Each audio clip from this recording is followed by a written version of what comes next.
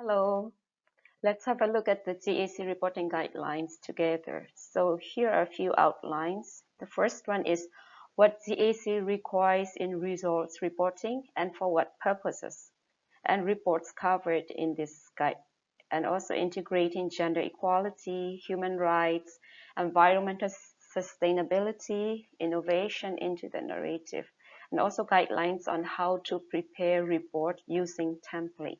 And the last one is reporting template.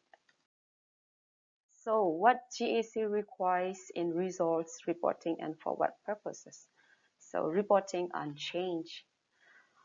Well, we implement project for a change.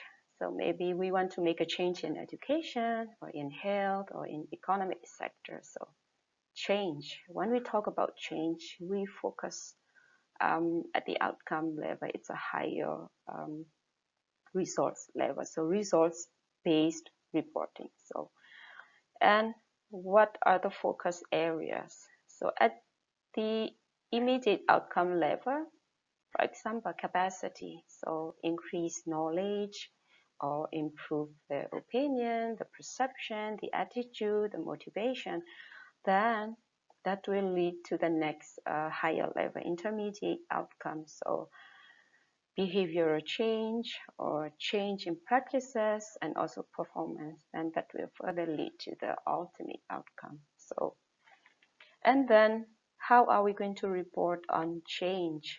So about the progress, the status. So in the progress status, you will see here either progress on or progress towards. So when we say progress on, meaning we have achieved a certain level of results.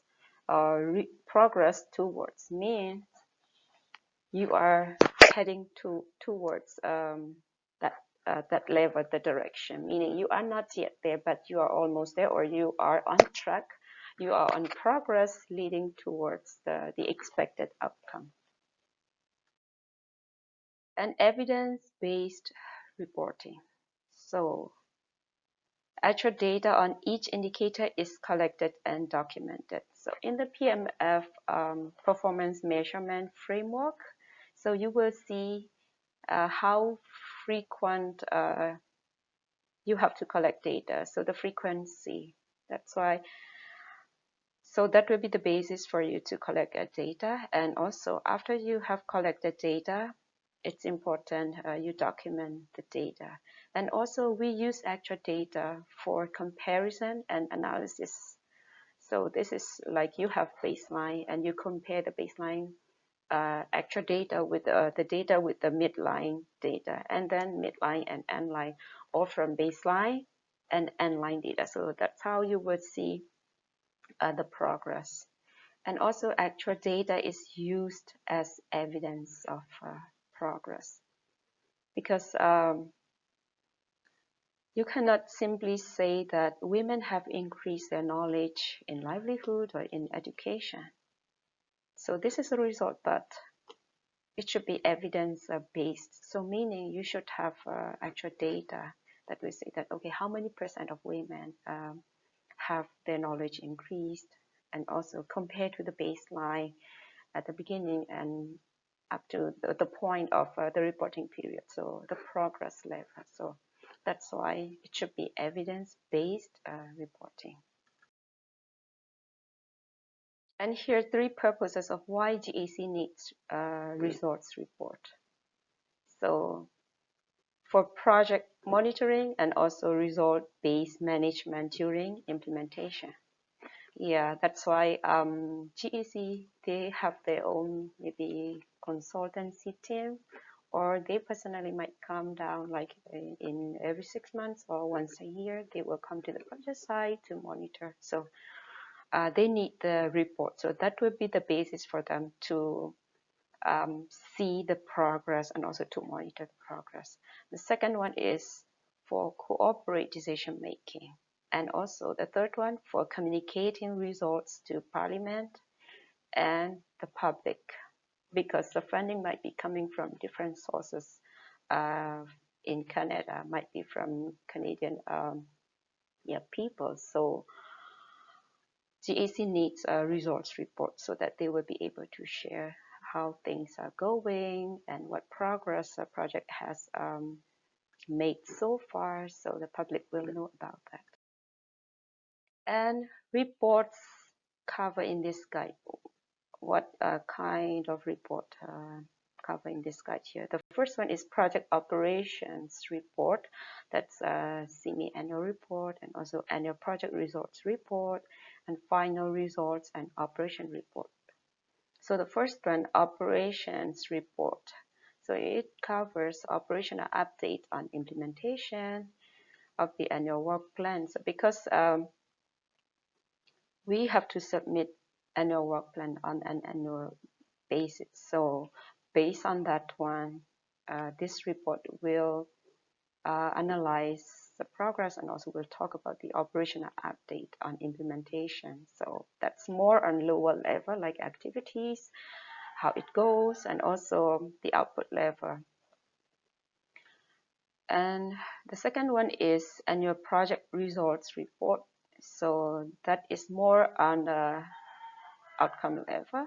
It's a results report. So it looks at the progress on or progress towards expected outcome. And also it will cover like cumulative things like the cumulative achievement, and also what adjustments should be made, and also what corrective action should be taken. So it will cover in the annual results report. And for the final report, it's a standalone record of the project. So it emphasizes cumulative outcomes at the immediate and intermediate and also ultimate levels. And also it includes analysis of value for money achieved by the project, and also key success factors and lessons learned that will cover in the final results and operations report. Okay, and also integrating gender equality, human rights, environmental sustainability, innovation into the narrative. So in the project report, you will see, you call that cross-cutting themes, or yeah, these gender related, human rights, environment. That's why also we need to conduct gender, human rights analysis, environmental analysis. So you might ask why we have to conduct environmental analysis and gender or human rights analysis, because this is a requirement. We have to include that in the narrative report. And also, let's see 4 common mistakes in reporting on results. So the first one is report concentrates on activities, not on results. So actually, when you talk about results report, so you focus more on a higher level accomplishment and yeah, the results. But sometimes our focus will be more on, can be more on the activities level, the lower level, and also output level, not on the results. So that's a common mistake. And the second one is report lists results but not indicator data. So yeah, you have the results, but you don't have indicator data. So like, for example, how many percent, then there's no evidence. For example, you said women have their knowledge increased, but how many out of targeted women have their knowledge increased? So there's no indicator data. So it's like the reader will have no confidence how to really take your report, the information, because there is no data that will back up and support the statement, the result statement that you reported. And the third one is report lists results and indicator data but provides no baseline. So meaning, yes, you have the results, like women have their knowledge increase, and you have the data, how many percent out of, yeah, how many women have their knowledge increase, but there's no baseline data on indicators. So meaning, well, for example, this is a year one report. So at the end of year one, you said that 50% of women have their knowledge increased. But if you don't include the baseline indicator data, then how will you see and how will you know the progress? Maybe during the baseline, it's already like 60% of women have their knowledge increased. So, but now you have 50%, so it's like going down. That's why for us to compare and to see the progress, it's really important that we do not forget to include baseline data also in the report. And the last common mistake in reporting is report includes, yes, you have the resource statement, you have the indicators, you have the baseline indicators. So all the data are there, but it's not in one place. It's spreading all over the place. So for the reader, it's really hard to assess the situation, easily. They cannot easily assess the situation, the progress. And when you should start preparing a results report. For example, for semi-annual report, so maybe after 6 months, or if that is annual report, maybe after year one. Actually, it says here that we should start preparing a results report during project inception period. So meaning it should start at the beginning. During the project implementation planning stage, logic model validation, and also finalizing the logic model or performance measurement framework, and also indicators, and also conducting baseline. Because here, validity of project design, that includes theory of change and also logic model, PMF, and indicators. So if these are valid and also tested well at the beginning, then it can produce a good baseline report. Otherwise, you will encounter problem later on in measuring progress against the baseline if indicators are not measurable or not realistic. So that's why it's really important also you consider what to report, how realistic and how valid everything should start at the beginning of the project. And then steps in preparing results reports. So the first step here, enter indicator data in the outcome reporting. So this is a sample, and we also call this performance measurement framework tracker, like PMF tracker. So here it's a combination of the PMF and the data tracking, the progress tracking. So you have the baseline, you have baseline figure, and you have your project target. And then for a particular period or reporting period, you have the accomplishment during the reporting period, and also you have a cumulative achievement, and also analysis on progress and variances. So in a writing report, this is the first step we need to do. We fill up the data, we have the baseline figures, we have the target.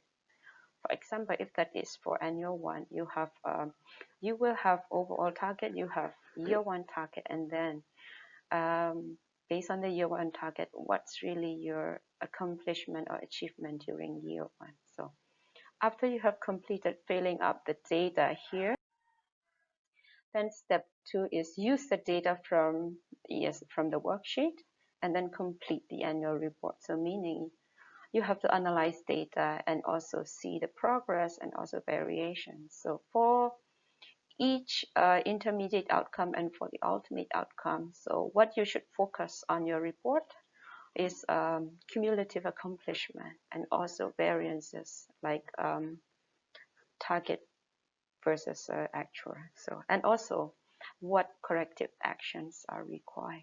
So that should be the focus in your report writing. And for each immediate outcome level here, cumulative accomplishment and also progress made during that particular reporting period, and also variances and corrective actions. And also you might have an expected outcomes result. So please include that one in the report. And in the report, you also should include stories of change. So this is very important, and we'll be receiving support from the marketing department as well. So how to come up with a good story. Actually, in the GAC reporting guidelines, the document, there's a few guidelines and also things that you have to consider in writing reports. So I can share that with you later. And schedule of reports. So you can find this schedule of reports in your project agreement document. So kindly check that one because you will see what kind of report or what type of report we should submit to GAC and when it is due, and also the period covered. Yes, that's it from my side. Thank you.